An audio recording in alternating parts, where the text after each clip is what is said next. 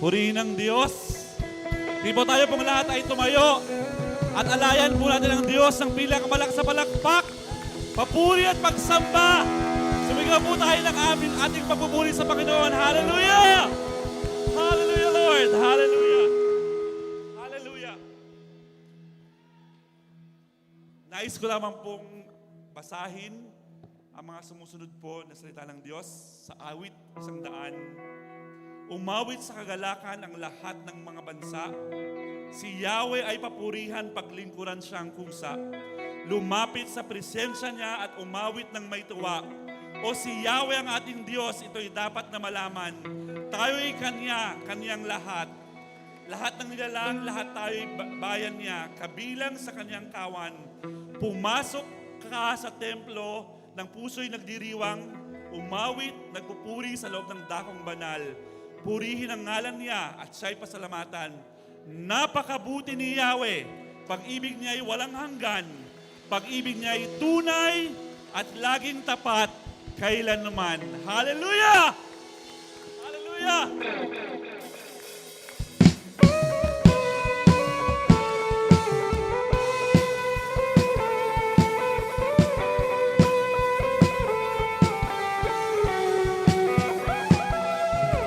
Kagalakan sa pusong maapaw, at di maisalarawan ng awit at ng sayaw.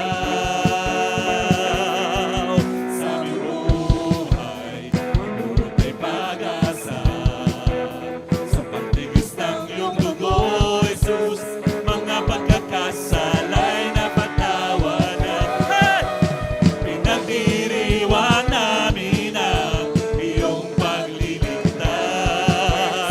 Yaya ng iyong kahabagan at pag-ibig mo wagas. Pinagdiriwang namin ang tagumpay mo sa krus. Opo, Panginoon! Pinagdiriwang ka namin, O Jesus. Hey! Sige tayo pong lahat ay pumalakpak at patuloy na magpuri sa ating Diyos. Hallelujah! Come on, church!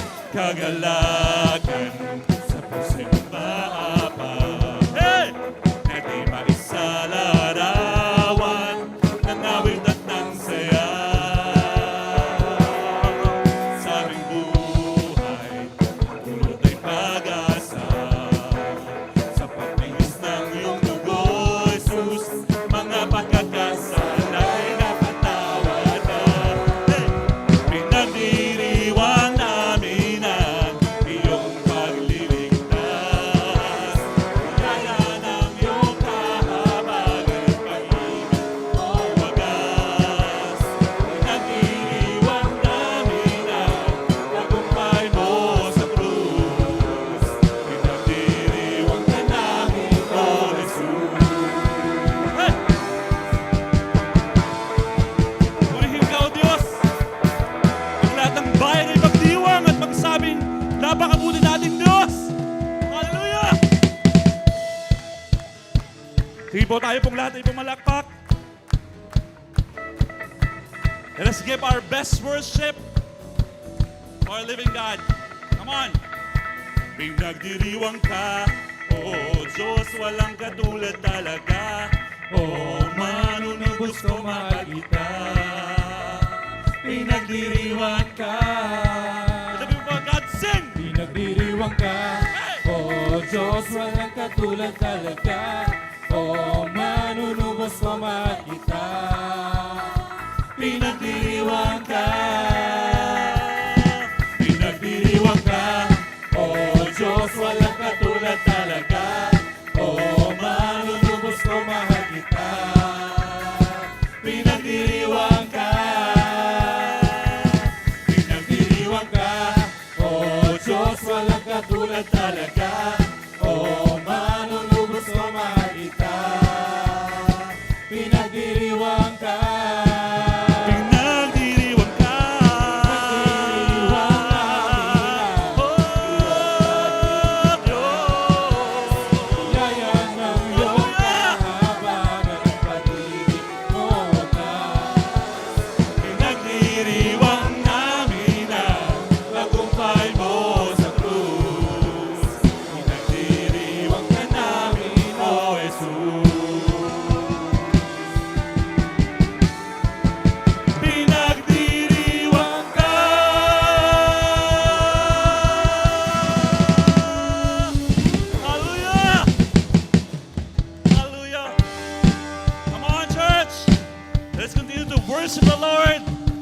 Sapagat walang ibang Diyos na dapat sambahin.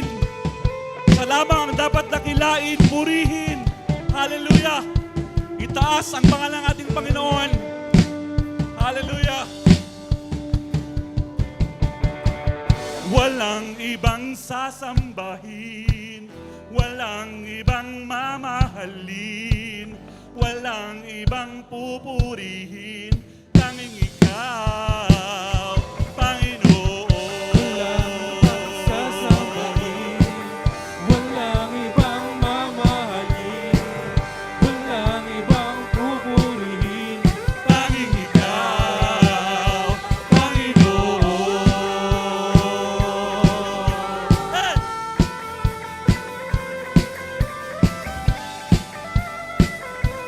Sabay-sabay po natin awitin. Walang ibang makahigit sa iyo, O Diyos. Sa puso ay tanging ikaw, pupurihin ko. Hey! Walang ibang sasambahin, walang ibang mamahalin, walang ibang pupurihin, tanging ikaw, Panginoon.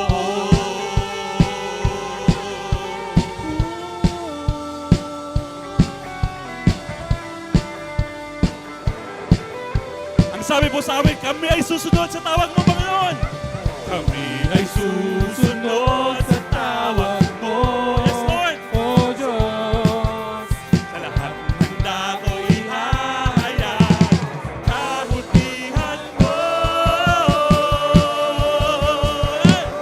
Walang ibang sasambahin, walang ibang mamahalin, walang ibang pupurihin, tanging ikaw, Panginoon. Walang ibang sasambahin, Walang ibang mamahalin, walang ibang pupurihin, tanging ikaw, Panginoon. Are you ready to jump for Jesus? Come on, church! Give your best worship! 1, 2, 3, 4. Tanging ikaw ang aawitan, walang ibang pagpupurihan. sa puso ay nag-iisang Tanging ikaw. Hey! ibang pagpupurihan, Sa puso at nag-iisang Ama, tanging ikaw.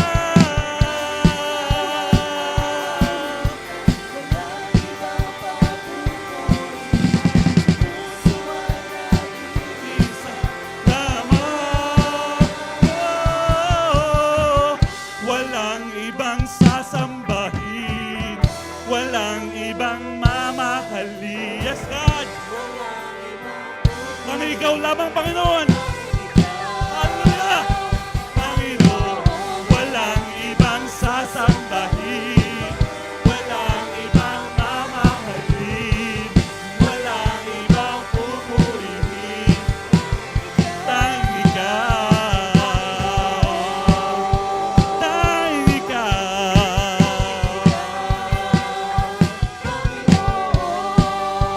Tanging ikaw,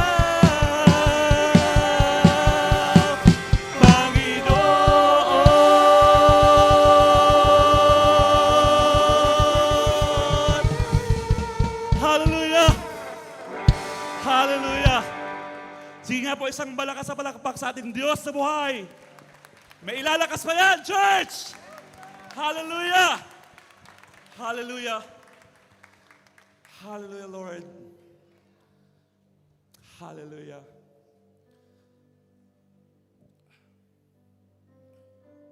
Tuloy nga, Panginoon, na ang kabutihan mo ay walang hanggan, O Diyos.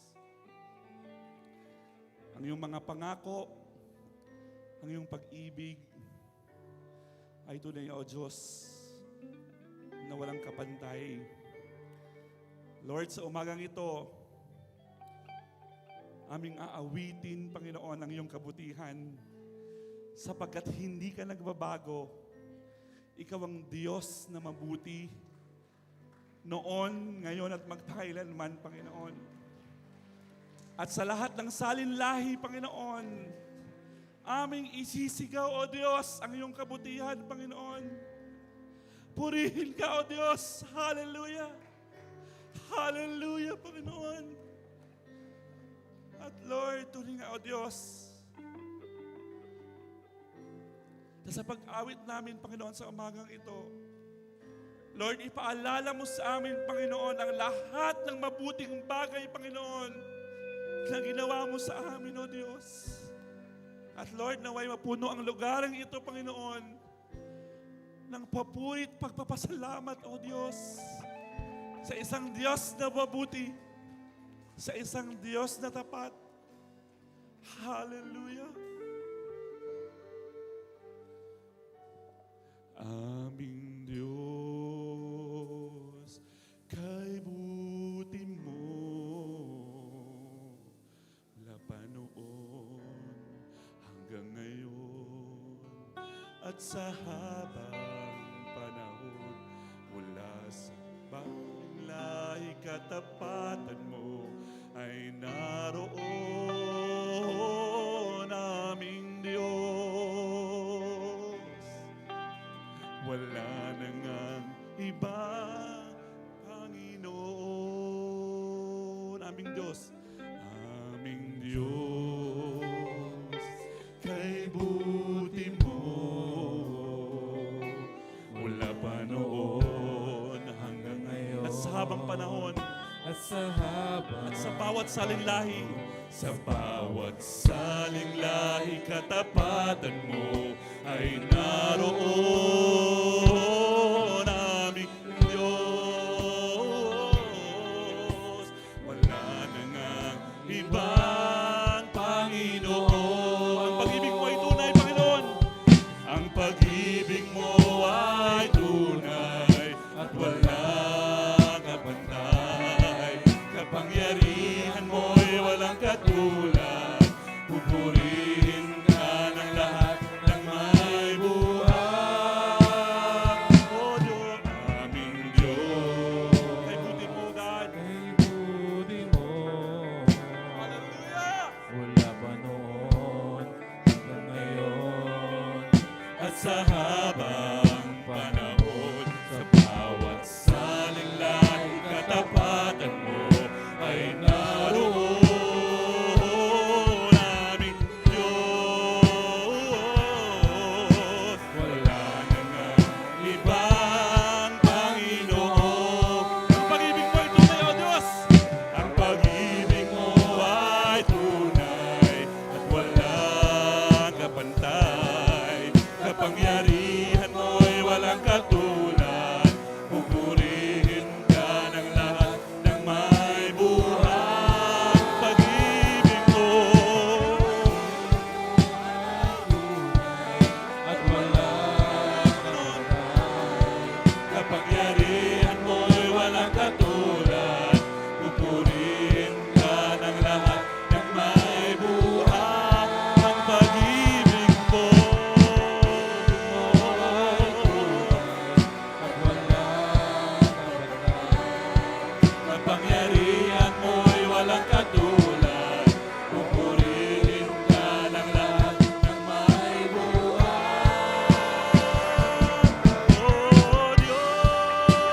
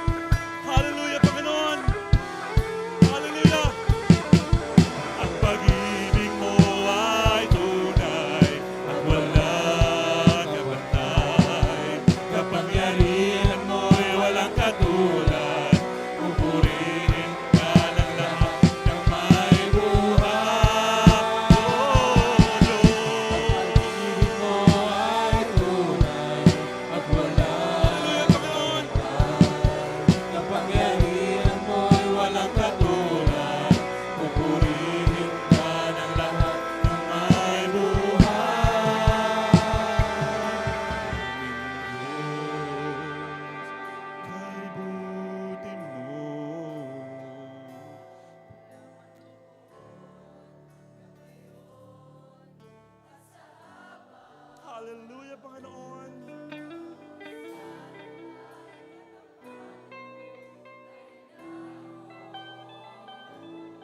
Aming Diyos, wala na nga iba, Panginoon. You know, church, kaya po ang worship ay timeless. Alam niyo po, dahil nariyan ang Diyos sa bawat generation ng ating pagpupuri. From kinananay Puri, kinananay Chayong, hanggang sa mga leaders natin ngayon, hanggang sa mga alab kabataan natin, ang Diyos ay mabuti at Diyos ay tapat. Hallelujah! Kaya po, marapat lang na purihin natin at ibalik natin ang pagpupuri, pagsamba sa ating Diyos. Sapagkat ang Diyos ay hindi nagbabago. Sa bawat salin lahi, ang katapatan ng Diyos ay nahahayag. Kaya this morning, let us allow our lips to worship the Lord and give Him the praise that He deserves. Hallelujah! Hallelujah, Lord! Aming Diyos, wala na nga iba. Hallelujah! Minsan pa, aming Diyos, kay buti mo, wala pa noon hanggang ngayon, at sa habang panahon, sa bawat saling lahi katapatan mo ay naroon, aming Diyos. Wala na ngang ibang Panginoon. Wala na ngang ibang Panginoon. Church, let's sing.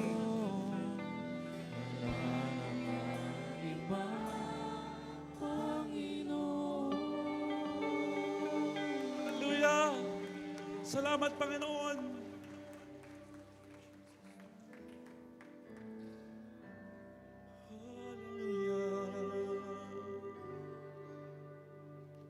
Pupurihin ka, O Diyos. Pupurihin ka, O Diyos.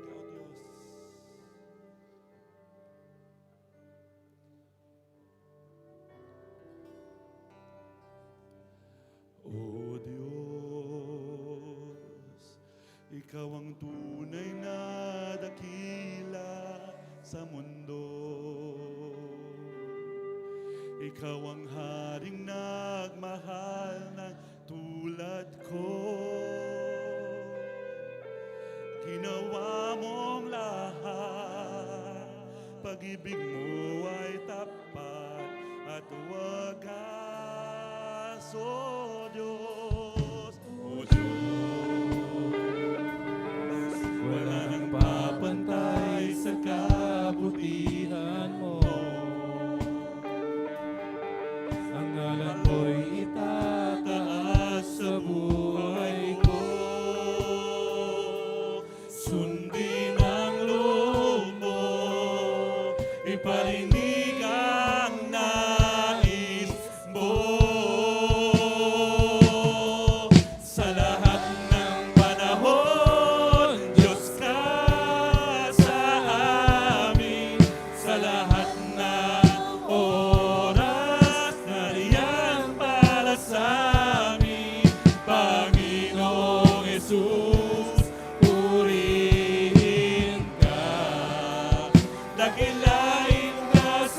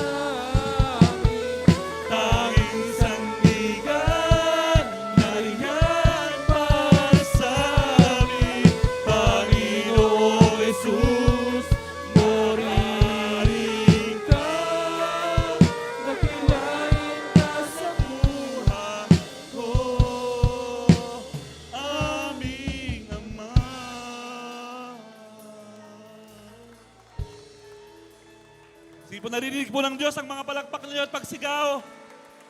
Hallelujah! Come on, church! Shout your praises!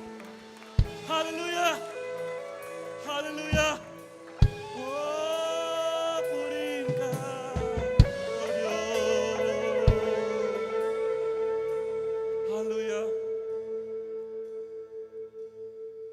Sa lahat ng panahon, Diyos ka sa amin.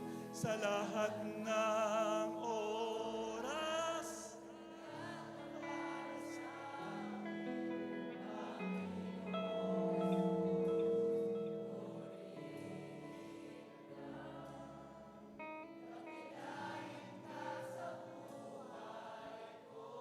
di ka nagbabago, Diyos, di nagbabago. Diyos ka sa amin. Hallelujah, Panginoon!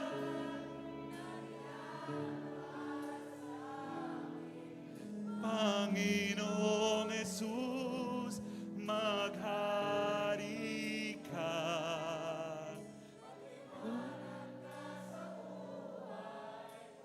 Sabay-sabay po tayo. Aming Ama.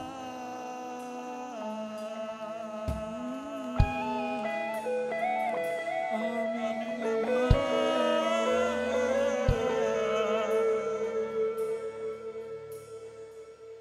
Hallelujah, Jesus. Thank you, Lord. Hallelujah, God. Sabi lang po sa Colossians 1 verse 5, dahil lang sa pag-asang makakanta nyo ang hinanda para sa inyo sa langit. Malalaman nyo ang tungkol sa pag-asang ito na inyong pinag-aaral sa inyo ng salita ng katotohanan, ang magandang balita na sa inyo. Your church, no? Minsan, nakita natin na yung mga plano ng Diyos, nag-doubt tayo minsan.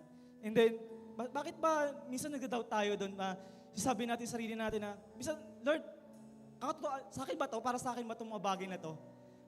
Totoo ba to na para sa akin ba itong mga plano na binibigay mo sa akin? Minsan, nagkaka-doubt tayo ng ganong mga bagay na nangyari sa atin. And then, minsan may mga times na may mga bagay tayo na hindi nauunawaan sa Lord. Pero, sabi nga ng Lord, may mga magandang bagay akong binibigay sa'yo. Magtiwala ka lang sa akin. And then sabi nga ng Lord, walang hadlang sa mga plano ng Panginoon pag gawin malinaw sa'yo yung mga will ng Panginoon sa'yo. Parang mga bagay na binigay na maunawaan mo yung mga bagay na binibigay niya sa'yo. And then sabi ko nga, kunin mo lang yung mga bagay na nararapat para sa'yo. And then short testimony lang din, may mga decision ako na dumating sa buhay ko na parang, totoo ba itong binibigay mo, Lord? Kasi, dati po ako sa security guard sa LRT and then, doon ako sa parang okay na po ako dito sa work na to. Sabi niya sa akin, Lord, sabi ng Lord sa akin, Nak, hindi ka para dyan. Hindi ka para dyan sa trabaho na yan. May malaki akong bagay na bibigay sa'yo. Pero sabi ng Lord, di ako naniwala. Maraming taong nagsabi sa akin na, anak, bumalik sa pag-aaral. Kasi 2 years graduate lang kasi ako. Pero sabi ng Lord, anak, hindi ka para dyan. May malaki yung bagay na bibigay sa'yo. So, may dumating sa point na yung decision making na gusto kong i-let go yung comfort zone ko, yung parang sa LRT, kasi 3 taon na ako nagtrabaho doon. Stable na po yung work ko, at mataas yung sahod. Pero sabi ng Lord, hindi ka para dyan. Mag-aaral ka muna. So, nung point na mag-decision ako, gusto kong mag-aaral, ano bang gusto mong gawin, Lord? Mag-aaral ako, pero ano ba yung gusto mong, gusto mo yung parang, nawala ko. Lord, hallelujah, God. So, yung iba talaga po iba po talaga yung will ng Lord. Kasi, ngayon, nakapagtapos ako ng pag-aaral ng hindi, scholar po ako, tapos, Lord, iba po yung gusto mong gawin, na ngayon, isa na po akong HR, assistant, manager po ng HR. Parang, Lord, ang galing mo lang kasi, hindi lahat ng mga plano ko is talagang matutupad. Pero ang plano mo talaga yung gusto mo, Panginoon. Sabi nga ng Lord, kunin mo yung nararapat para sa iyo. Huwag mong itago yung mga plano ng Panginoon sa buhay mo. Sige, let's pray, Lord. Lord, marami po salamat, Panginoon, sa araw na to, Panginoon. Lagi mo sa amin pinapaalala, Panginoon, yung kabutihan mo, yung magtiwala kami, Panginoon, sa buhay mo, Lord God. Lord, marami pong salamat, Panginoon, dahil di mo kami pinagkulang, Panginoon, sa lahat ng bagay na pinapalaplahan mo, Panginoon, Lord God. Marami pong salamat, Panginoon, sa iyo lang binabalik ang kapurihan pa. Salamat, God. In His name, Amen.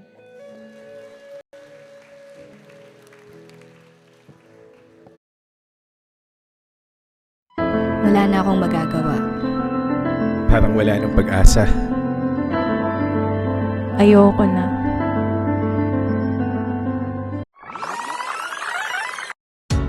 May magagawa ako. May pag-asa sa Diyos. Magpapatuloy ako.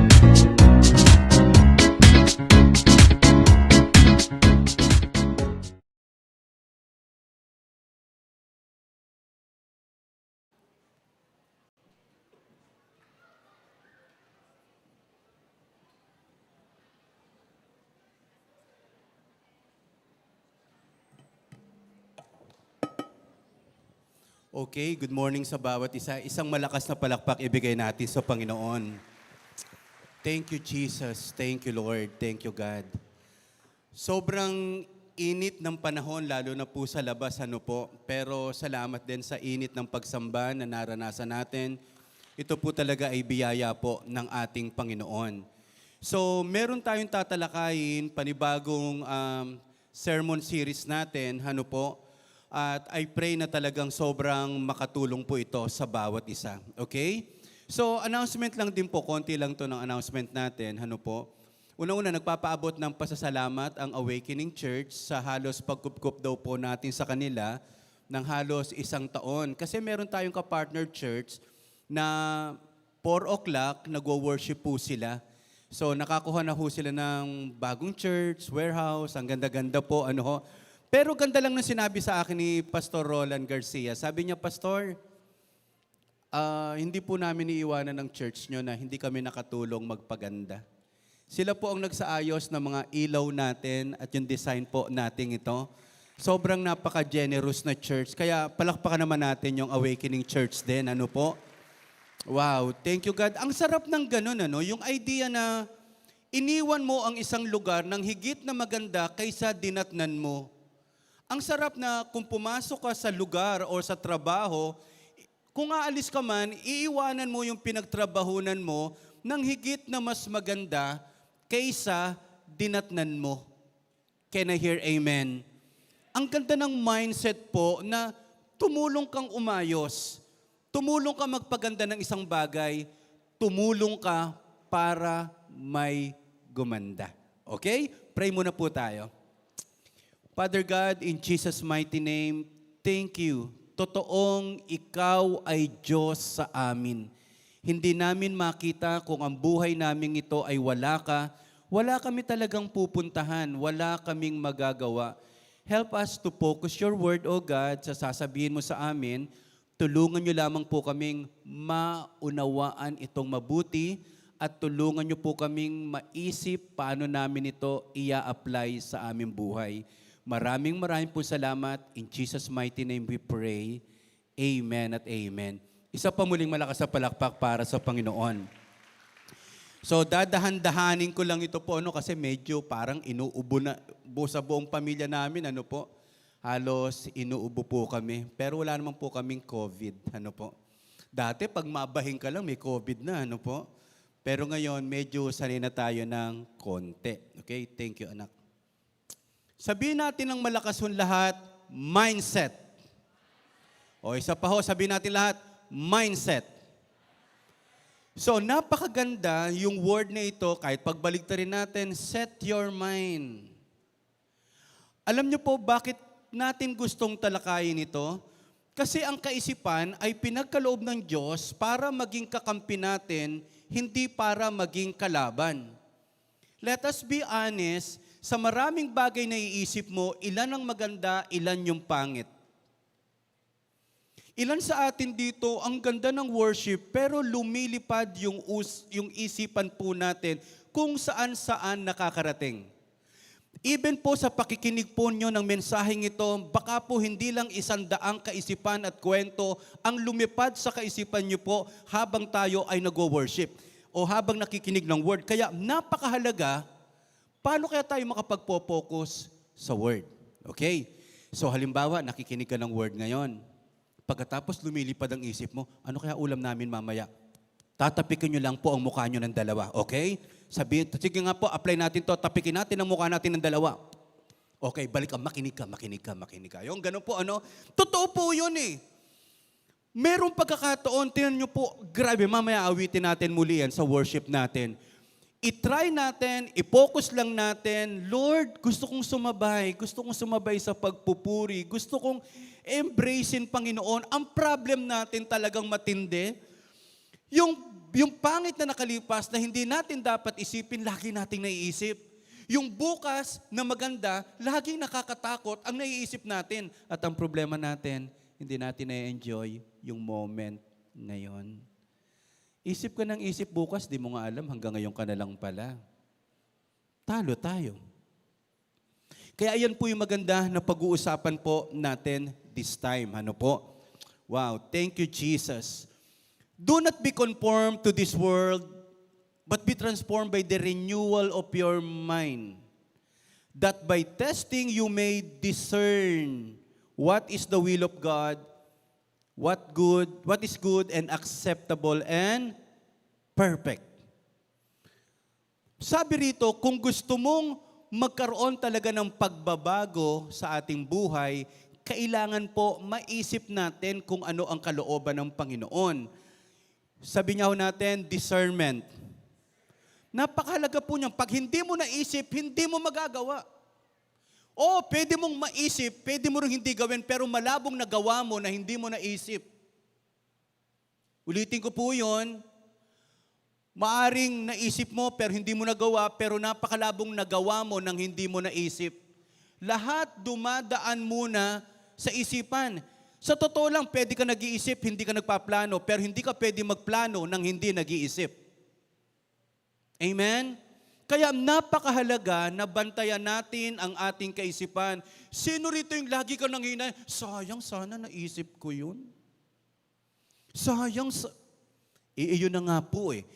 Ang sikreto ito, para makapag-isip ka ng tama, layo ka muna sa mundo, lapit ka muna sa Diyos. Kaya itong mga umaten, tayo pong lahat na umaten ngayon, ikaw ang qualified na makapag-isip ng tama kasi galing ka sa presence ni God. Hindi ba? Na-imagine nyo na ho ba magtrabaho ng Lunes, puro away sa pamilya, gulong-gulo, paano ka magiging productive? Kaya nga po dito sa Magna Prime, every Saturday, siguro mga 8 years na ito, talagang Saturday worship service. Ang sabi ni Sir Derek Tan, hindi ko ma-imagine na magtatrabaho ang pamilya o ang bawat empleyado ko po na magulo sa pamilya at magiging productive. Sabi niya, napansin niya, yung mga nag-church, masasaya. Yung mga nag-church po, kalmado. Yung mga church po, parang punong-puno ng pag-asa. Tingnan nyo nga po yung mukha nung katabi nyo po, kung totoo yan.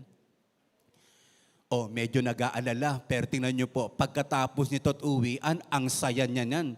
Di po ba? Binabago. Wala naman siguro ditong alalang-alala nung umuwi ay lalong nag-alala. Hindi ba?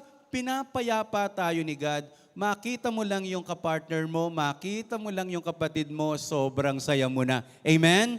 E di mas lalo na yung presence ni God. O yung lahat na napagpala sa worship service, na sa praise and worship natin, yung mas malakas sa palakpak, ibigay natin sa Lord. So yun po yung challenge natin. Lumayo ka muna sa mundo at lumapit sa Diyos. Doon maiiba ang iyong kaisipan. Magdudulot ng totoong pagbabago sa buhay mo. Hindi ko talaga ma-imagine na pwede ma-transform ang isipan natin nang laging puro masamang balita ang pinakikinggan natin. Hindi ko rin po makita na magbabago ang kaisipan mo nang lagi mong kausap, warpreak sa buhay. Pagbabasa ng salita ng Diyos, nakakausap ka na medyo matino. Ano yung pag nakakausap mo, may makukuha ka talaga? Ang laking bagay po noon. Kaya nga po, mga kapatid, kailangan nating magbago ng kaisipan. Kasi ang problem po natin, teka lang ko saglit Okay pa ba to? Paki-check nga lang po Okay. So, tingnan natin ito. Minsan gusto nating magbago ang resulta ng buhay natin, na hindi naman nagbabago ang kilos, na hindi naman nagbabago ang kaisipan natin. So, ito yung malaking problema natin. Naghahanap tayo ng bago sa buhay natin nang hindi nagbabago ang kilos, na hindi nagbabago ang kaisipan natin. Huwag ka muna mag-focus sa result. Mag-focus ka muna sa kaisipan. Okay? Parang ganito lang po, ano? Ang definition daw po again ng insanity is this. Ang kabaliwan ay ang pag-asa na may mangyayari sa iyong kakaiba na wala ka namang binabago o iniiba sa buhay mo. Parang ganito, no? Maasa ka na makakaipon ka, di ka naman nag-iipon. Gumagaling ka, wala ka namang ginagawa eh. Paano yun? Lalalim ka sa Lord, di ka naman nagbabasa ng Bible. So insanity is expecting different thing, doing the same thing. So, ang labo po niyan, kaya dapat magbago ang ating kaisipan. I don't know, 2 weeks na po yata ayon, naka-attend po tayo ng World BEX, World Building and Construction Exposition. Dito po, sino-showcase nila, lahat po ng mga bagong product nila na kanilang na-invent, At nagkaroon po tayo ng pagkakataon, nakausap natin, yung Presidente at Vice President ng Filipino Investor Society, parang ganyan po, So, sobrang nakakatuwa po, grabe yung mindset nila. Alam niyo po bang, pag nakatuklas ka at nakaimbento ka ng isang produkto, ipapatent sa iyo yun ng 10 to 20 years, tax-free. At ang dapat daw po, i-showcase siya ng government. Although medyo hindi pa nangyayari sa ngayon yon, na kapag nakatuklas ka, susuportahan ka ng government. Maaring sa ngayon, hindi pa natin alam. Pero galing ini-encourage nila na yung mga bata pa lang at pinagpe-pray, sana yung invention, elementary pa lang o kids pa lang, nag-aaral na paano tumuklas ng maraming bagay. Kaya nga po sobrang natutuwa po ako kasi malay nyo naman dito sa Praise Church, hindi mo alam yung katabi mo, inventor pala yan. Napakaraming natutuklasang istorya na hindi dapat matuklasan. So yan yung problema natin. Hindi ba ang galing? Sige nga, huwag kayong matakot mag-invent. Huwag kayong matakot sumubok. Time will come, iyan ang susuportahan at pakikinabangan po ng marami. Again, tingnan niyo ito ngayon. Baguhin muna natin ang kaisipan. Ang kaisipan, hindi makakapag-isip ng magandang bagay kung hindi payapa. Ang kaisipan, hindi makapag-iisip ng maayos kung hindi ayos. Kaya po, ang pagbabago nagsisimula sa pagkakaroon ng maayos na kaisipan. So isa muna sa pangarapin natin, Lord, ilan sa atin talaga dito, nasumpungan mo, ibang-iba kang mag-isip, parang hindi tama or what. Ang magandang kaisipan ay nagdudulot na magandang kilos na nagdudulot na magandang resulta. Ayusin muna po natin ang ating kaisipan. Kung mababago lamang ang takbo ng ating pag-iisip, tiyak na mababago ang ating galaw na magdudulot ng kakaibang resulta sa ating buhay. Ganito muna, tingin muna po kayo sa akin, sobrang maniwala ka after ng service na ito. May pipitik sa utak mo, may maiisip kang magandang bagay na magsisimula ng magandang bukas ho natin. Can I hear amen? Malakas na palakpak ibigay natin sa Panginoon. Okay, sige po. Ano lang po ito, preview lang kasi gusto kong pahapyawan bakit kailangan nating talakayin ito. Sige nga po, tingnan muna natin at isipin muna natin ang ating pag-iisip. Isipin lang ho natin. Naisip mo na ba kung paano ka mag-isip? Sige nga ho. Sino rito yung natuklasan mo ang gulo mong mag-isip? Sino rito natuklasan mo, isip ka ng isip, wala kang maisip, wala pala akong isip? Sino rito natuklasan mo, hindi ka nag-iisip, ibang tao ang nag-iisip para sa iyo? Sabi nga ho nating lahat ito, delikado ang hindi mag-isip. Imagine mo yung tatay mo hindi mag-isip para sa pamilya, what will happen? Paano kung asawa mo hindi nag-iisip na suportahan ka, what will happen to your family?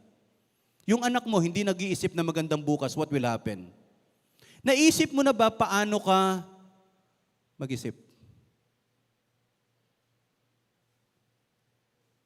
So, ito po yung isang bagay na kailangan po natin kasi at the end of the day, our problem is not about the mindset of other people, it is about our own mindset. Kaya nga po, sobrang halaga. Noli, anak, may natanggal dito, anak. I don't know po sa computer yan. So, ito yung problema natin. Hindi mo problema kung paano mag-isip ang iba. Ang problema mo ikaw, paano ka mag-isip. Itong linggo na to, ilan sa atin nakakapag-isip pangit na bagay? Hindi ba? Hindi ka naman inaano ng tao. Sa isipan mo, inaaway ka. Inaaway na naman ako nito ha. Hindi mo nga kasama eh. Bakit ka nakakapag-isip na ganun sila? Grabe itong mindset na ito. Sabihin muna natin, ang isipan ko ay kakampi ko. Huwag mo naman pong gawing kalaban. Tingnan mo po, according lang to sa pag-aaral, the average person is about 12,000 to 60,000 thoughts per day. Of those, 95% are exactly the same repetitive thoughts as the day before, and about 80% are negative. Itong araw na ito, hindi ko alam kung nakaka-12,000 ka na sa pag-iisip. Pero ang average, 60,000 thoughts a day. Pagkatapos, 95%, paulit-ulit mo lang naiisip. Ano kaya ulamin namin? Ano kaya yung ihanda namin? Sa kaya makapunta? Hindi ka man umaalis. Ang dami mong naiisip na negatibo. Grabe, no? 80% are negative. O paano kung hindi magbago yan? Ano mangyayari sa buhay natin? Biro mo, pwede ka bang nag-iisip ng negative pagkatapos positive ang lalabas?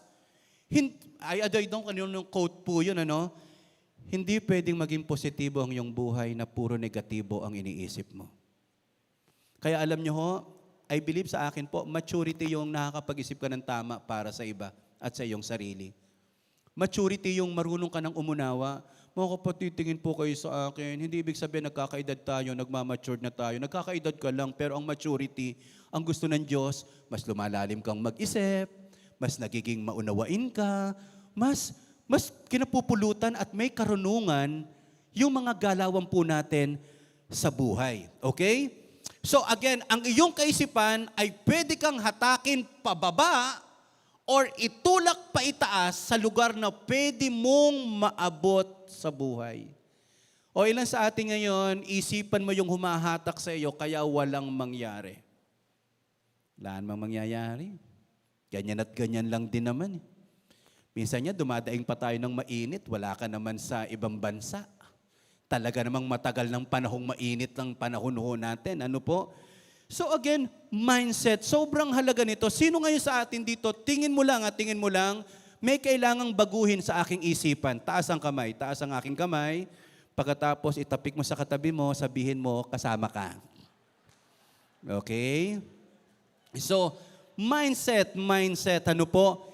Specifically, mindset of uncertainty. Naku, hindi tama yun. Okay, at least, kumpleto po dyan. No? Mindset of uncertainty. Ito muna yung talakay natin. Marami tayong pag-uusapan na iba't ibang kaisipan patungkol sa uncertainty, pamilya, pera, trabaho. Itatalakayin po natin yan kasi gusto natin magkaroon ng maayos na kaisipan. Okay, tingnan nyo po ito, lalo yung uncertainty. Ang dami pong negative talaga ang iniisip. Tingnan nyo ito makakaalis pa ba ako sa kahirapan? Sino ho rito, tanong nila yan? Makakaalis pa ba ako sa kahirapan? Yung parang ganito, hindi ko po kayo kilala po, lahat, di ko alam ang sitwasyon natin. Ganito na lang ba ang buhay namin? Para nangungupahan. Di ba kami magkakaroon talaga ng sariling bahay? Minsan ang palipat-lipat, napapaalis kasi, hindi na makapagbayad, pati yung deposit, na iyan na. Ganun na lang ba ang buhay namin? Makakatapos kaya ako sa pag-aaral? Makakatapos kaya ako sa pag-aaral? Ganito na lang ba ang buhay ko? Kaya ko bang bumuhay at magtaguyod ng pamilya? Parang ang tagal nyo nang mag-boyfriend, mag-girlfriend, ayaw mo pa siyang pakasalan kasi naiisip mo, kaya ko na ba talaga siyang buhayin? O iba naman, naghahanap, sino kayo mapapangasawa ko na kaya akong buhayin? Mahirap din po yun. Paano kapag nagkasakit ako ng malubha? Name it. Paano kapag nawala ang aking mamahal sa buhay? Sinong mag-aalaga sa aking pagtanda? Ano ang mangyayari sa akin bukas? Paano ako mamamatay? Hindi po lahat ng tanong na tinanong ko po dito ay maaring lahat tanong nyo, pero I believe meron dyan. Pakikita ko po sa inyo, may mas magandang tanong kaysa dito. Pero lahat ito is about question of uncertainty. Paano kapag naubusan kami ng ipon, ano ang mangyayari sa amin? Paano talaga pag hindi ko na kayang magtrabaho, ano ang mangyayari sa atin? Okay?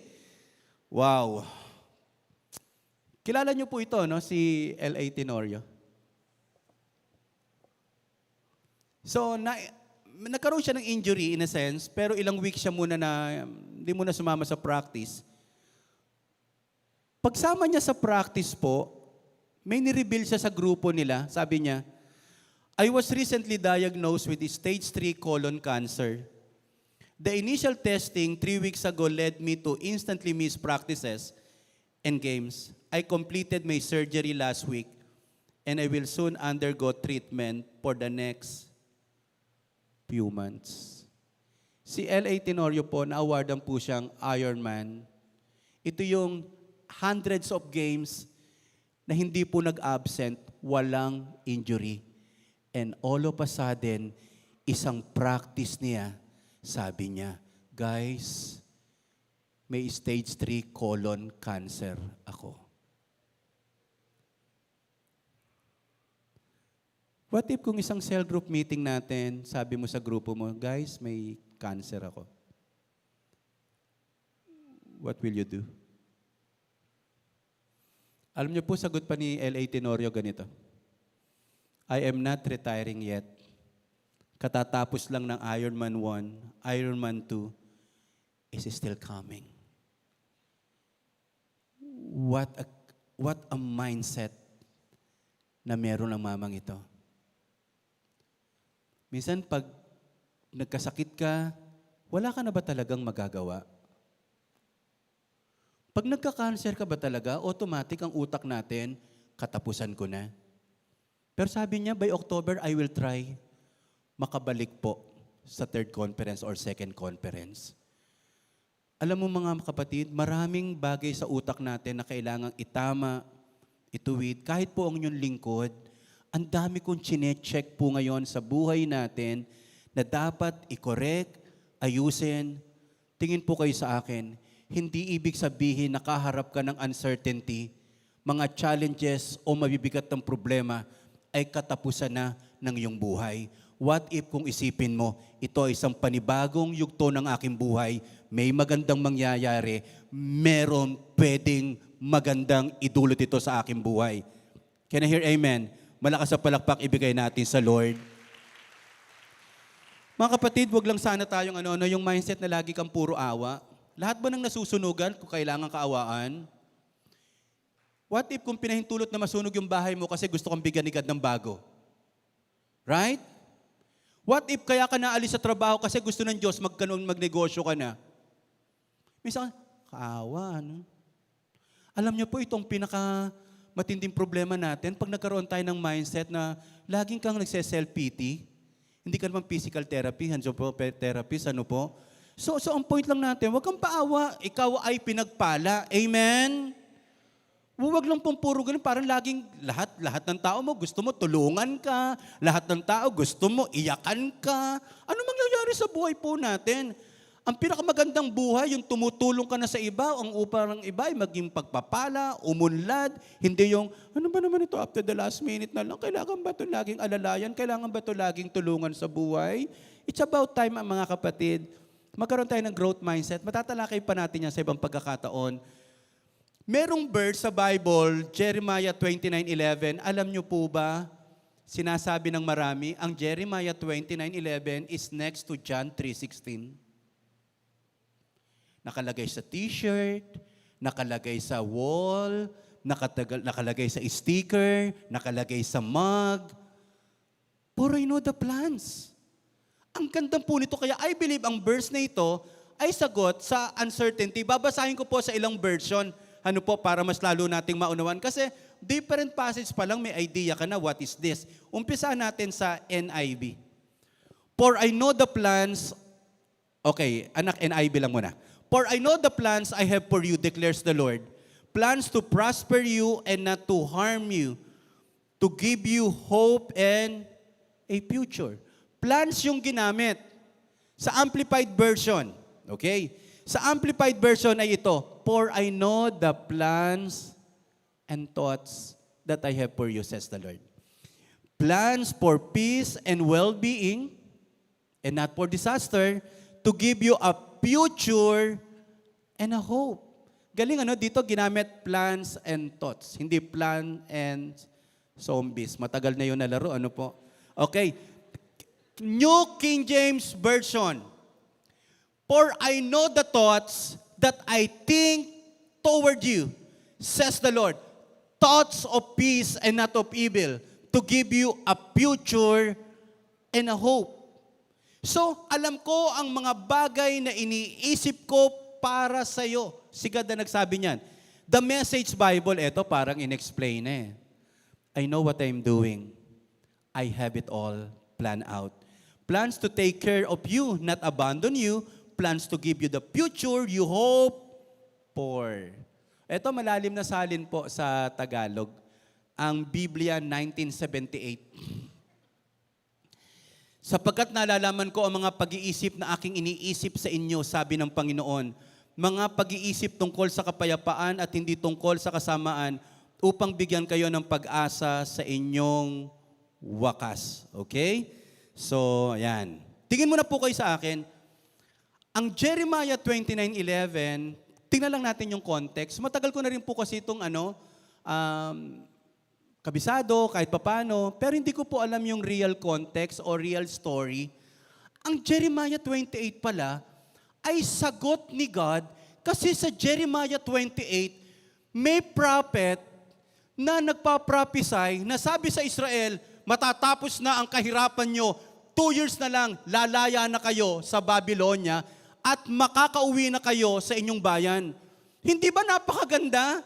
Hindi ba napakasarap isipin? Pero, yun nagsasabi, false prophet. Parang binola lang ang Israel. Ang totoo, 70 years pa sila makakalaya. Ang sabi ng prophet na ito, 2 years lang makakaalis ka na sa kahirapan, 2 years lang makakaalis ka na sa magulong pamumuhay, 2 years na lang. Pero, nirebuke po ito ni God. Basahin niyo po ang Jeremiah 28, makikita niyo po. So, nirebuke ni God yung prophet na yon through Jeremiah at saka sinabi ang Jeremiah 29:11. Tingin muna po kayo sa akin. Huwag ho kayong basta-basta maniniwala sa mga taong sa maiksing panahon gaganda ang inyong buhay.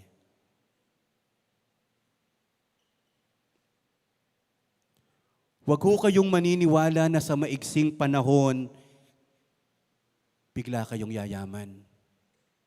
Ibulong mo nga sa katabi niyo po, niloloko ka lang nun.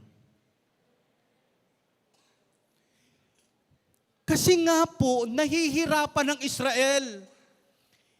Imagine mo, halimbawa yung mga Levites natin, halimbawa tayo, sinakop tayo ng Russia. Biro mo, naisip mo na ba kung gaano kahirap mabuhay sa ibang bansa? Halimbawa, sinakop ang praise ng mga taga-Russia, ang unang sinakop, mga taga-Levites. Tinanong si Roldan, Roldan, ano ginagawa mo sa praise church? Naglilinis po. Lilinisin mo ang buong Russia. Sabi ngayon ni Roldan, ay hindi po pala, pout nga po pala ako. Pout nga ho pala ako. Hindi pa pag alam mong sobrang mahihirapan ka, iiwasan mo, right? Iiwasan mo. Pero ito yung problema po natin. Gusto natin yung hirap na dinadaanan natin, maalis agad. Minsan yung kaguluhan na nakikita ho natin sa paligid natin, gusto natin maayos agad. Kaya ang problema ng Israel before Jeremiah 29:11 is they are asking for immediate relief. Biro mo, hirap na hirap ka sa trabaho pagkatapos may scam ka. Kasi sabi ng kasama mo sa trabaho mo, pre, bes, meron akong alam. Kahit hindi na tayo magtrabaho, yayaman tayo dito. 3 months lang, maibabalik sa iyo ng ilang ulit. Eh siyempre, ikaw naghahanap ng kaginawahan, papatusin mo ito. Ingat po mga kapatid. Lagi nating sinasabi ito. Kung sobrang yaman mo agad, maaring wala ka dito. Kung mabilis lang na panahon, ang ganda ng buhay mo agad, hindi ka tumalino.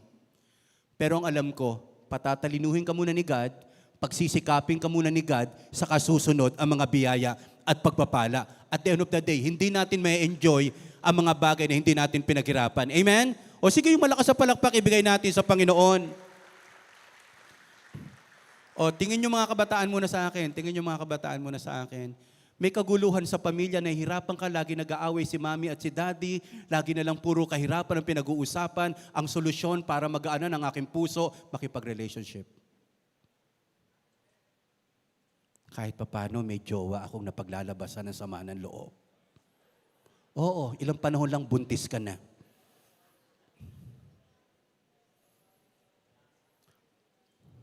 Mga tatay, sakit sa ulo eh.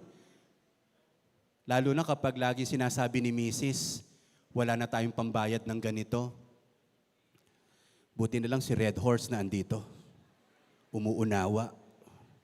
Buti, walang kibo. Si Mrs. ko, ang daldal eh. Pero si Red Horse, tahimik lang kahit inumin ko eh. Drugs. Kahit pa paano, pag nagugutom ka, nakapag-shabu ka, nalilimutan mo yung kahirapan mo eh. Yung mga nakita natin nagra-rugby sa Blooming Treat, na gutom, ang tawag ho doon, immediate relief. Minsan gusto nating iwasan yung malaking problema na ang problem natin, pumupunta tayo sa isang bagay na kahit hindi tama, basta maginhawahan tayo. Pag naboboard ka, pupunta ka sa mga pornographic site, marirelieve ka na. Kaya nga yung pornographic addiction is not an issue of sex something, kundi you are bored.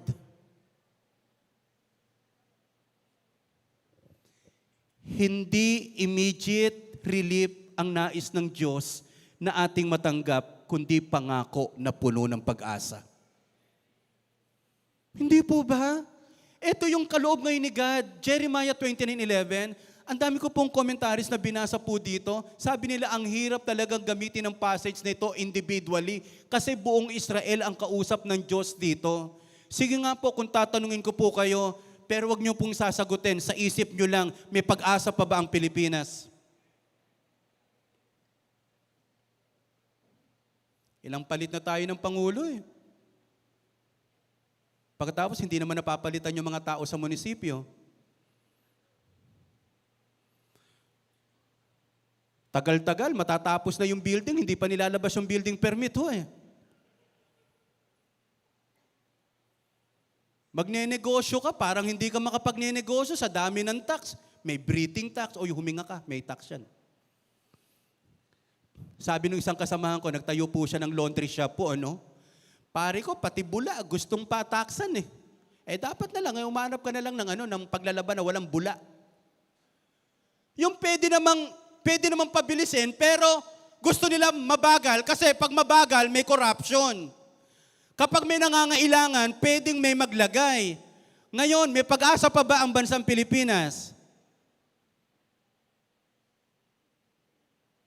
Nakakainis ho, ano? Pero kahit mabigat, kahit matagal, gusto kong maniwala, may pag-asa. Hindi lang ngayon agad makikita. O yung pamilya nyo po, bumibigay ka na ba? May pag-asa ba ang iyong pamilya? May pag-asa ba ang mga mahal natin sa buhay na parang sinisira ang buhay? May pag-asa po mga kapatid.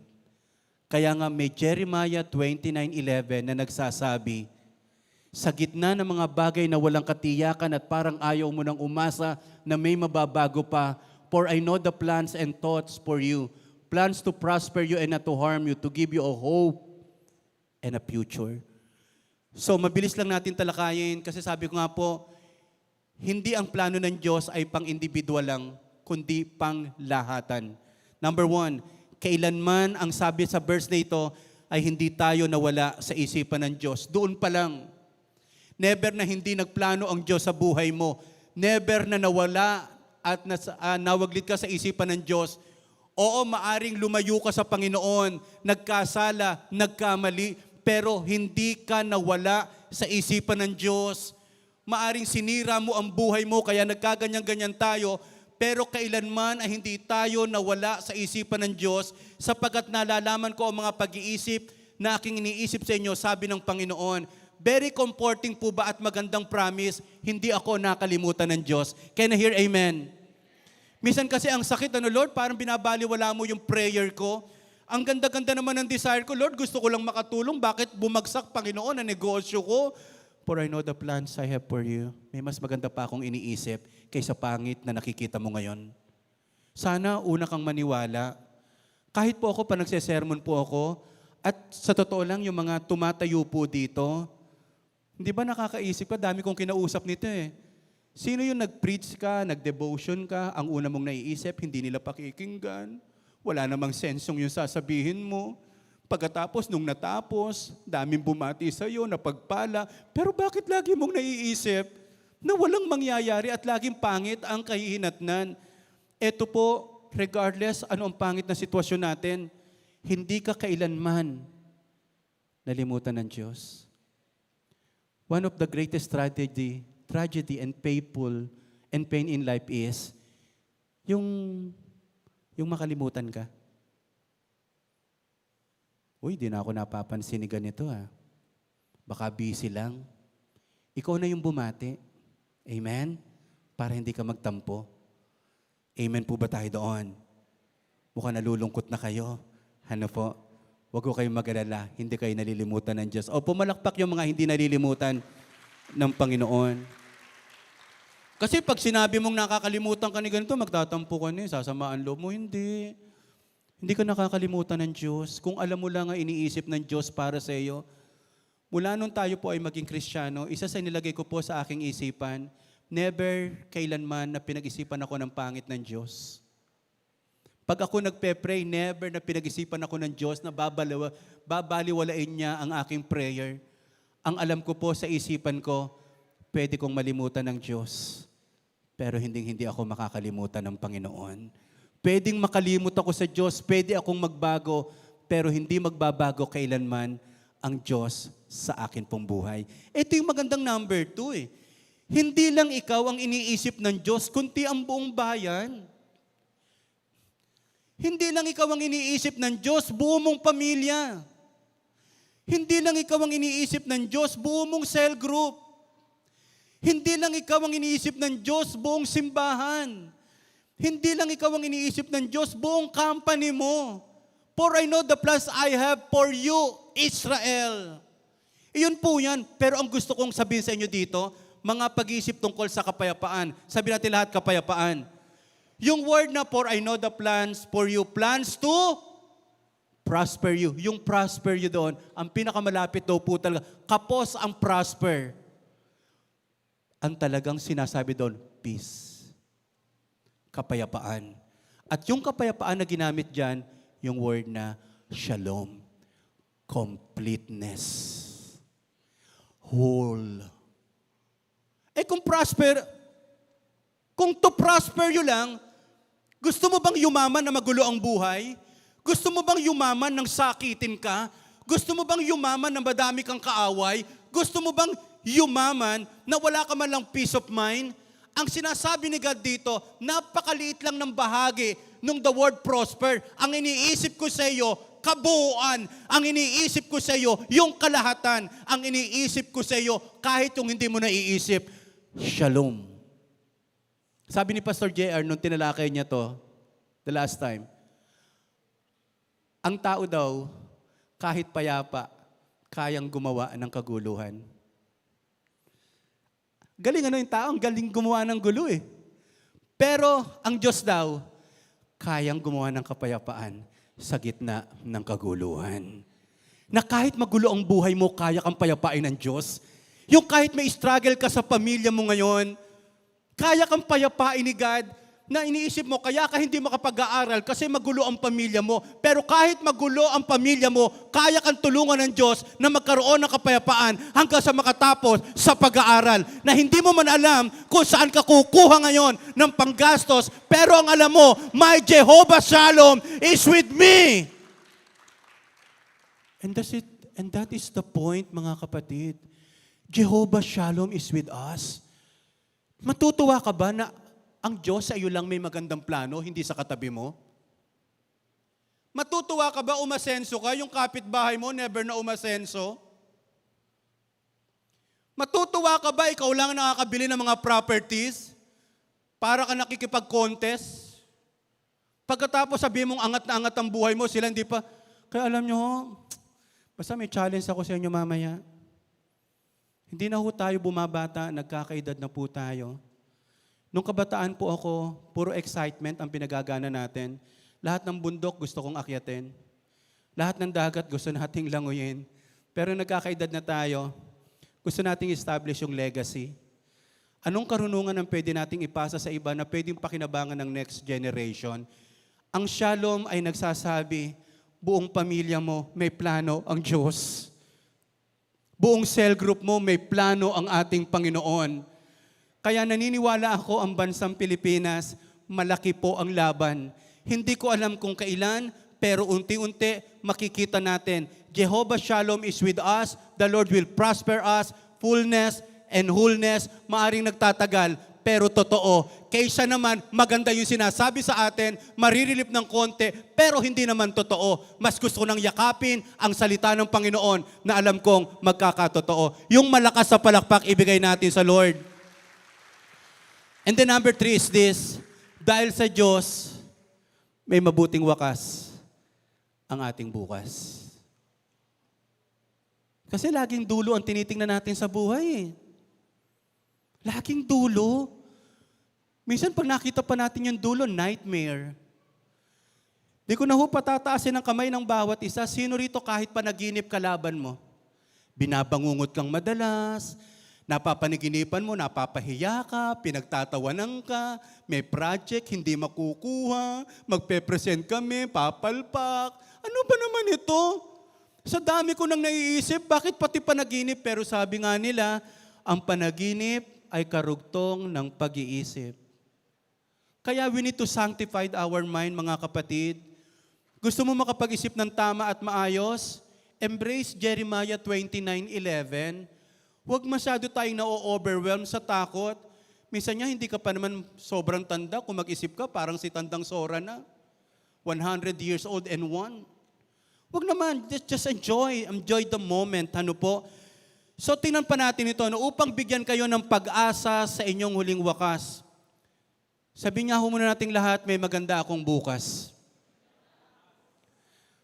Tatanda ako na pinagpala at hindi mukhang kawawa. Hindi ako pipila sa PCSO sa aking pagtanda. Doon ako sa Malasakit Center. Kasi masikip na doon.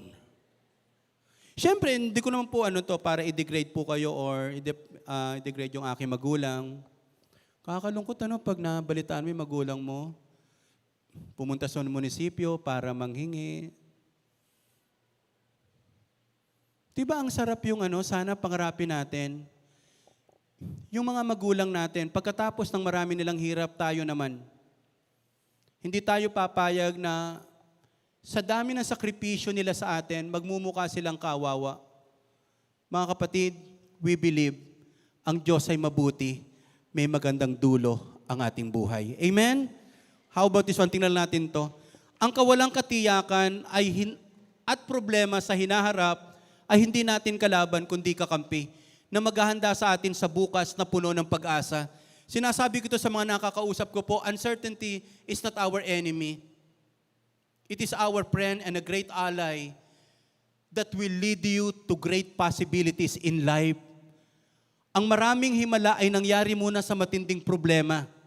Kaya mga kapatid, kung may mga tila parang kawalang katiyakan, problema, huwag mong tingnan ang problema na kalaban. Iyan ay kakampi. Sa mga panahong yan, dyan ka tumatawag sa Diyos, dyan ka pinatatatag ng Diyos, dyan ka pinapatalino ng ating Panginoon upang kung matanggap mo na ang pagpapala, mananatili pa rin mababa ang iyong puso at ang buhay mo ay pagpapala sa marami. Sabi niya ho natin po personal para sa akin ang verse na ito. Ngayon, ang magandang tanong ay hindi yung ano ang mangyayari, kundi ano ang gagawin natin ngayon. Alam niyo po sa self-coaching, ito po ang gintong tanong. Basta ma-master lang natin yung tanong na ito. Kasi kaysa yung malungkot ka sa kahapon, ma-overwhelm ka bukas, bakit hindi mo tanongin niya yon? Ano ang gagawin natin ngayon? O tingnan niyo po ako ha, dito tayo magwawakas po. Makakaalis pa ba ako sa kahirapan? Hindi po yan ang magandang tanong. Ang magandang tanong, ano ang pwedeng gawin ko ngayon para makaalis sa kahirapan? Lagi mong tinatanong, makakaalis ba ako sa kahirapan? Eh, ikaw din ang makasasagot niyan. Depende kung ano gagawin mo ngayon. Kung wala kang gagawin ngayon, hindi ka makakaalis. Ano pang tanong? Makatatapos kaya ako sa pag-aaral? Ang sagot niyan, ano ang gagawin mo ngayon? Pag hindi mo pinagbuti ang pag-aaral, hindi ka makatatapos. Ganito na lamang ang buhay ko, kung wala kang gagawin kakaiba, oo, ganyan ka nga. Kaya ko bang bumuhay at magtaguyod ng pamilya? Eh di mag-ipon ka ngayon para kapag nagkaasawa ka, meron kang puhunan. Paano pag nawala na ang aking mamahal sa buhay? Nalulungkot po kayo, no? Pag yung magulang natin, iisip pa lang natin na mamatay, nakakalungkot. Bakit yun ang iisipin mo? Eto ang tanong mo, ano kaya ang pwede kong gawin sa aking magulang hanggat buhay pa sila? Minsan natin, ako, pag nawala si mama, si papa, di ko kaya. Last year po, complete orphan na po ako. Wala akong ama, wala na po akong ina. Yung sabi kong hindi ko kakayanin, kaya ko po. Kinaya sa biyaya ng Panginoon. Yung sinabi ko, pag nagkasakit ako, baka hindi ko kayanin, nakakadalawang Bell's palsy na po ako. Second round na. Pag umaharap ako sa salamin, basta pantay lang ang mukha ko, masaya na ako. Masaya na po ako every time na hindi po ako naghahanap ng maraming bagay. Lori, ano nga para mukhang nakakaiyak yung sinasabi ko para medyo ano lang. Mamaya, kisan mo si daddy Okay. So, yun nga po ang dami nating what if sa buhay. Why not, palitan natin ang what if ng ano ang pwede kong gawin ngayon? Mga nanay at tatay, paano ako mamamatay? Huwag ho. Kahit hindi mo isipin yan, mamamatay talaga tayo. Pero ano ang pwede kong gawin habang nabubuhay? Ate Juliet, ano po? Ate Lourdes, magsumba kayo. Ano po, yung ganyan lang. Biri talaga. Balian ng balakang. Nasaan si Ate Juliet? Nasa orthopedic po sa Banawe. Bakit nagsumba? Biro mo ba na? Siya yung pinalipad Ano ang pwede kong gawin ngayon? Sa mga uncertainties ng buhay natin, mga kapatid, ang tanong ay hindi po kung ano ang mangyayari, kundi ano ang pwede mong gawin ngayon. Ang ganda kasi nung passage talaga, pero eto muna po yan Sabi natin lahat ng malakas, magbuo at magtayo. 1, 2,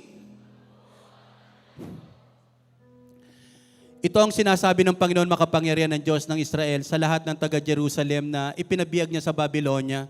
Minsan inaalaw ni God Matigas ang ulo mo, kaya wala nangyayari sa buhay. Talagang minsan ang hirap. Sige lang, tiyagain mo lang na magtrabaho ka. Magtayo ka ng mga bahay at doon kayo tumira. Babylon yan. Magtanim kayo at kumain ng inyong ani. Hindi nila bansa yan. Ito sila yung mag-aani nito. Basta, mag-asawa kayo at na magkaanak kayo. Hayaan din nyo mag-asawa ang mga anak nyo. O mga kapatid sa sobrang pagmamahal natin sa mga anak natin, ayaw na natin sila mag-asawa. Hayaan natin sila mag-asawa sila. Para dumami kayo ng dumami. Tumulong kayo para sa kabutihan at kaunlaran ng lungsod na pinagdalan sa inyo. Ipinalangin nyo ito dahil kapag umunlad ito, uunlad din kayo. Ano ang sinasabi ng passage na ito? Totoong may mga hindi katiyakan. Totoong may mga walang katiyakan. Totoong may mga bagay tayong hindi alam sa buhay.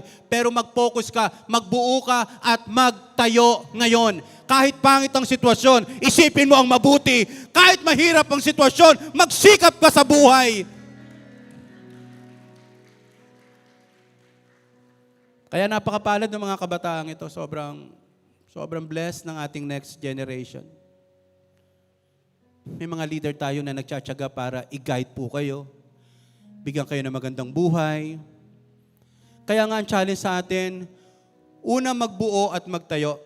Yun ang gawin natin. Pero kung nakapagbuo ka na at nakapagtayo, tumulong ka namang magbuo at magtayo para sa iba. Natutuwa po ako kasi sa Praise Church, parang maliit lang yung not your ordinary siomay, nila Jeka at Nikit. Saan ba nagsisimula ang malalaking bagay?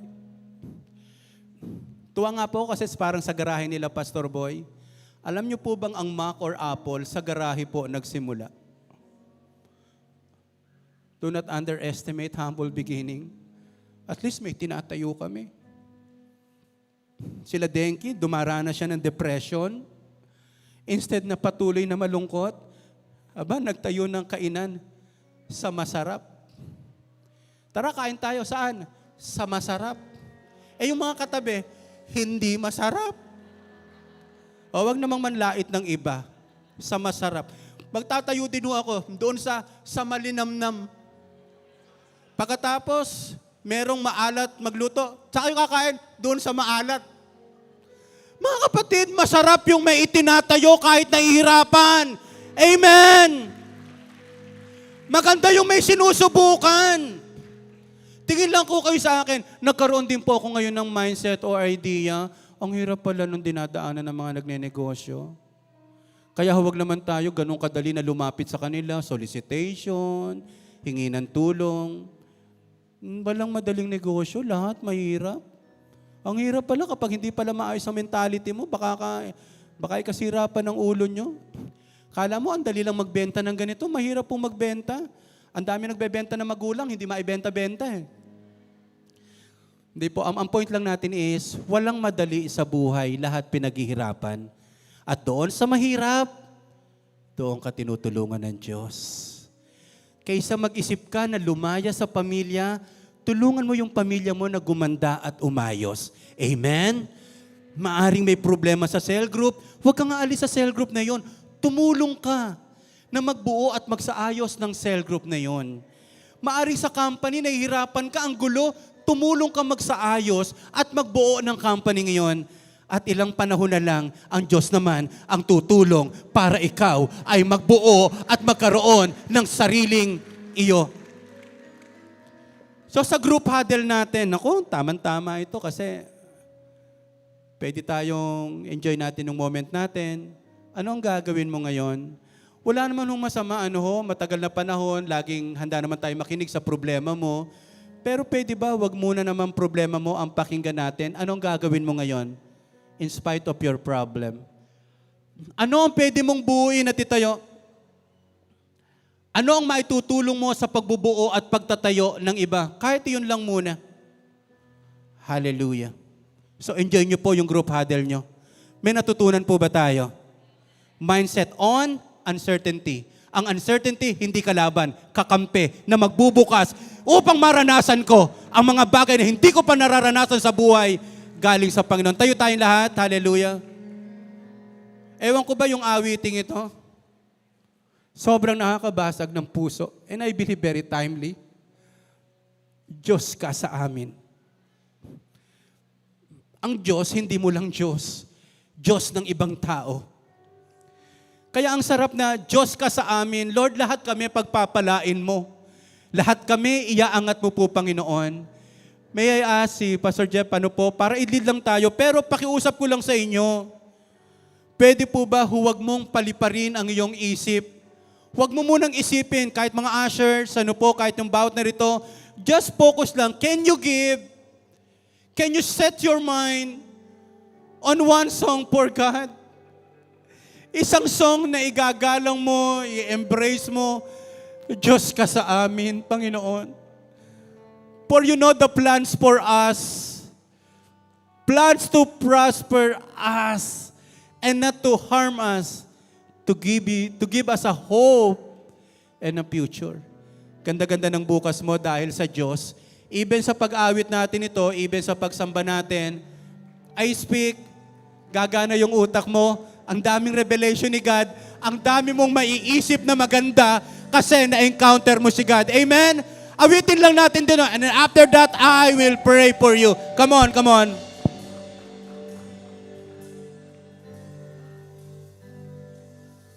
Sa lahat ng panahon, Diyos ka sa amin. Sa lahat ng oras, nariyan para sa amin. Panginoong Jesus, purihin ka. Dakilain ka sa buhay ko, aming Ama.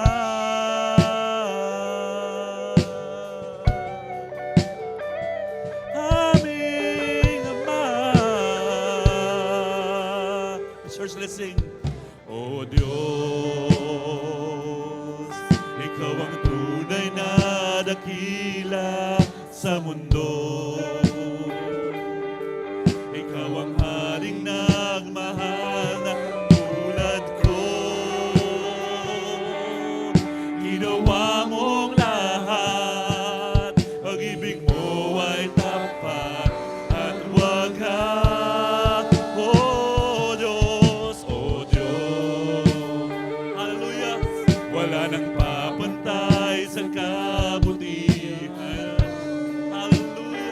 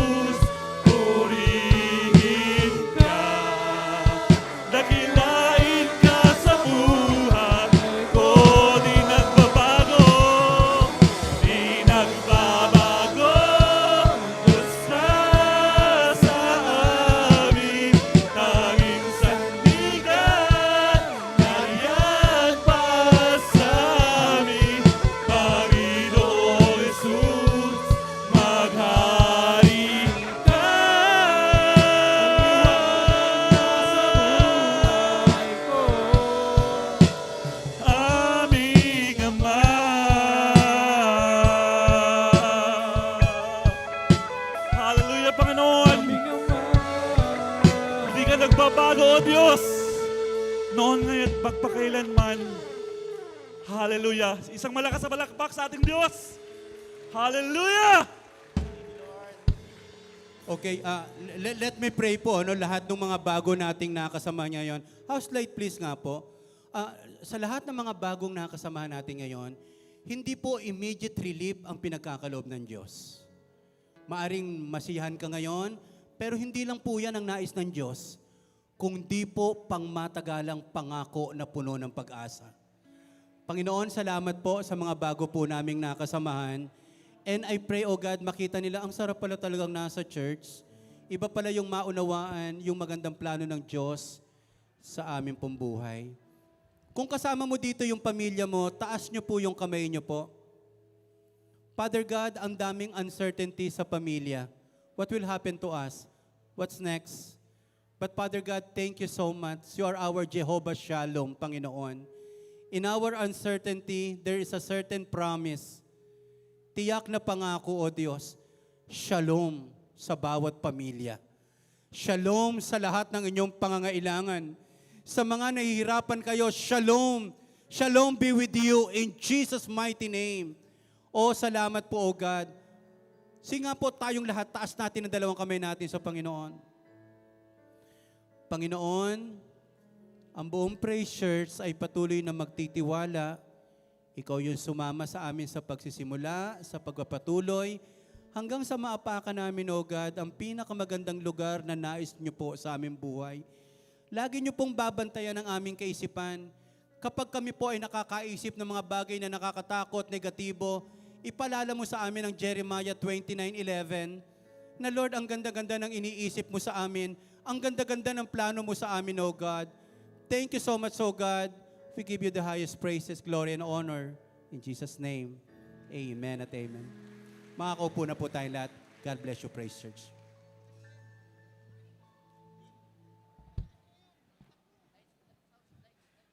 Palakpakan po natin ang mga basketball at volleyball players ng Alab Kabataan Sports Fest.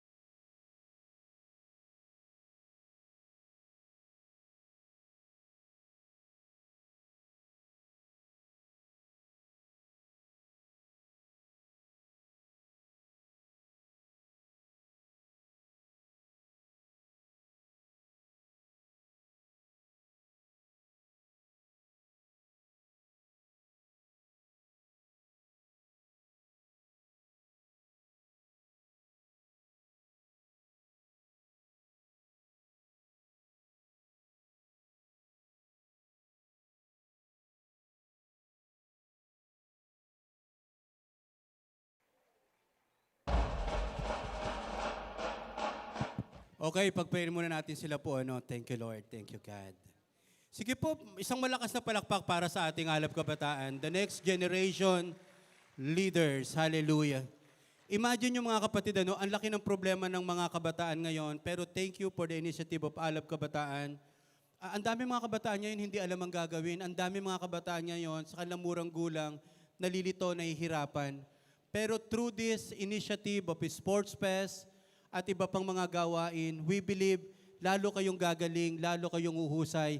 Ito ang generation na magmamahal ng todo sa Diyos at maglilingkod ng todo sa ating Panginoon. Ito yung generation na hihigitan ang ating paglilingkod sa Panginoon at hindi sasama ang loob natin because we believe na train natin sila at na-guide natin sila. Tayo tayong lahat po, let us stretch our hands to them and let us speak blessing to them. Father God, whatever you do, Panginoon, sa Alab Kabataan, help them to empower them with your word. Help them to empower them with your presence. Dumaan din kami sa pagiging kabataan, masaya, pero naroon din ang mga kalungkutan. Pero ngayon pa lang, habang nagkakatuwaan sila, bubuuin mo sila. Na isang talaga, Lord, iyong mga anak na nagmamahal ng todo sa iyo, na ito yung pag-asa ng aming bayan, Panginoon. O maraming salamat sa iba, katuwaan lang ito, pero maraming mabubuo na magagandang bagay, Panginoon, sa kanilang buhay. We speak blessing to them. We speak life to them, O God. We speak faith to them. And a good, great, and brighter future is ahead of them, O God. Thank you so much, Lord. In Jesus' name, amen at amen. God bless you, mga kapatid. God bless you, mga anak. Thank you, Lord.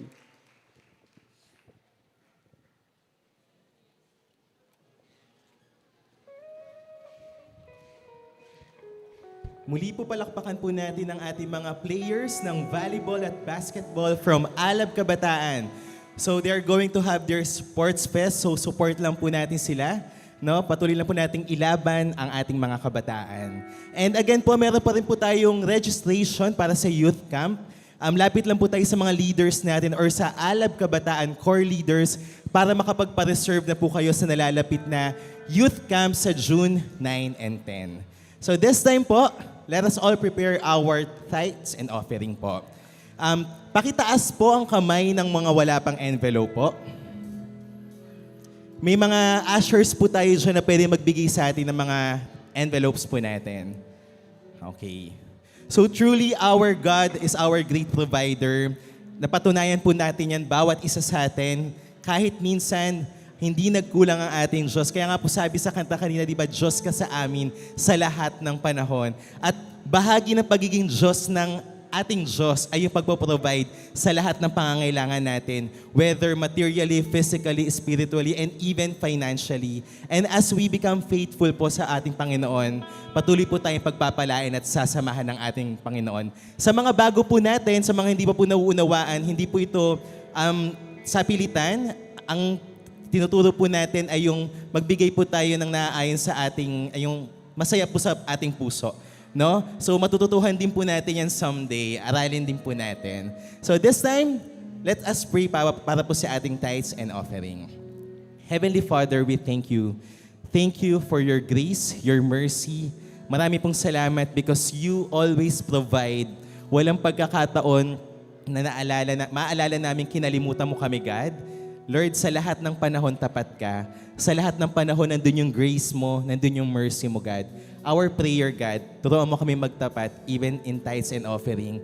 Turuan mo kami laging maglingkod at gamitin yung buhay para sa iyo. At sa bawat pagpapala ang lagi naming nasa isip, Lord, paano masusuportahan ang gawain mo? Marami pong salamat sa iyo, ang pinakamataas sa papurit pagsamba. Sa pangalan niyo po, Jesus. Amen.